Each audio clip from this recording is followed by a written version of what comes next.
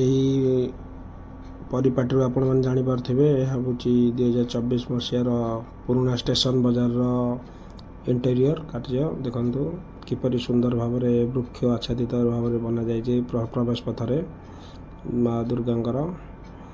ଆଉ ଯେଉଁମାନେ ବୁଲି ଯାଇଥିଲେ 2024ରେ ପୁରୁଣା ଷ୍ଟେସନ ବଜାର ସେମାନେ କମେଣ୍ଟ ମାଧ୍ୟମରେ ନିଶ୍ଚିନ୍ତ ଜଣାନ୍ତୁ।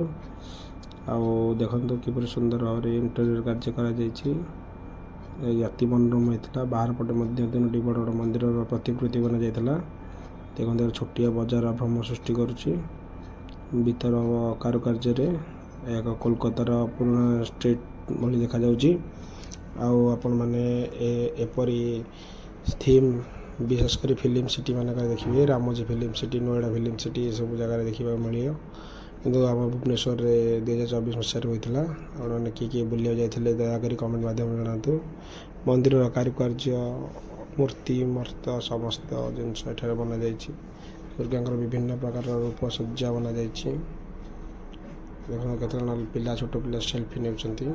ପୋଲିସ ଭାଇମାନେ ସାହାଯ୍ୟକାରୀ ଭାବରେ ଭିଡ଼କୁ ନିୟନ୍ତ୍ରଣ କରିବାରେ ଆମକୁ ବହୁତ ସାହାଯ୍ୟ କରିଥିଲେ।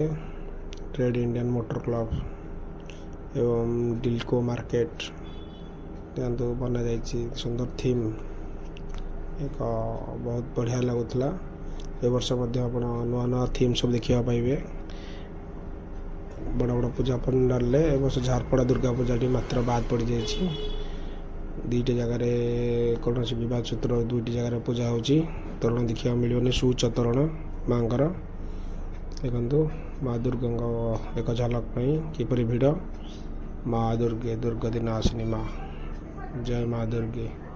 ଦେଖନ୍ତୁ ସୁନା ରୂପାର କାରୁକାର୍ଯ୍ୟରେ ମାଙ୍କ ମେଢ଼ ସୁସଜ୍ଜିତ। ପ୍ରତ୍ୟୟ ମାନ ହେଉଛି ମା ସତେ ଧରାପୃଷ୍ଠକୁ ଚାଲି ଆସିଛନ୍ତି। ଦେଖନ୍ତୁ କିପରି ସୁନ୍ଦର ଭାବରେ ସଜାଯାଇଛି। ଏହିପରି ଆମର ଭୁବନେଶ୍ୱର ଏବଂ କଟକରେ ବହୁତ ପୂଜା ମଣ୍ଡପରେ ବନାଯାଉଛି। ଆପଣମାନେ କେଉଁଠି କେଉଁଠି ଦେଖିଛନ୍ତି କମେଣ୍ଟ ମାଧ୍ୟମରେ ଜଣାନ୍ତୁ। ଏ ବର୍ଷ ମଧ୍ୟ ଚେଷ୍ଟା କରିବୁ ଆପଣମାନଙ୍କୁ ସମସ୍ତ ପୂଜା ମଣ୍ଡାଲରୁ ଛୋଟ ଛୋଟ ଭିଡ଼ିଓ କ୍ଲିପ୍ସ ସର୍ଟସ୍ ମାଧ୍ୟମରେ ପକାଇବୁ। ପୂର୍ଣ୍ଣ ଫୁଡ୍ ଚ୍ୟାନେଲରେ ଦେଖିପାରିବେ।